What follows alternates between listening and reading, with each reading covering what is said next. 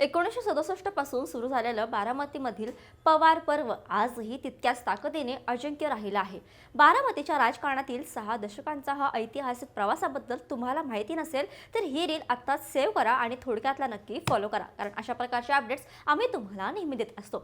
बारामती विधानसभा पोटनिवडणुकीत सुनेत्रा पवार यांनी तब्बल 2,18,000 मताधिक्यांनी विजय मिळवत बारामतीच्या इतिहासातील सर्व जुने विक्रम मोडीत काढले आहेत. या विजयाची मुहूर्तमेढ 1967 मध्ये शरद पवार यांनी रोवली होती, ज्यांनी सलग निवडणुका जिंकून या गडावर आपली पकड निर्माण केली. त्यानंतर 1991 पासून अजित पवार यांनी बारामतीचे सूत्र हातात घेत विजयाचा हा सिलसिला पुढे नेला आणि मताधिक्याचा आकडा लाखांच्या पार नेऊन ठेवला. 2026 मध्ये अजित पवार यांच्या निधनानंतर झालेल्या या निवडणुकीत सुनेत्रा पवार यांना महायुती आणि महाविकास आघाडी या दोनही बाजूंचा पाठिंबा मिळाल्याने हा ऐतिहासिक विजय शक्य झाला आहे.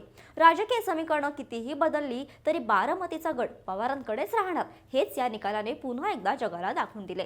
तुमच्या मते बारामती आणि पवार कुटुंब हे नातं असं येणाऱ्या काळातही अतूट राहील का? तुमचं मत खाली कमेंट्समध्ये नक्की सांगा. ही रील इतरांना नक्की शेअर करा आणि अशाच घडामोडींसाठी थोडक्यातला फॉलो आणि सबस्क्राईब करायला विसरू नका. बातमी म्हणजे थोडक्यात.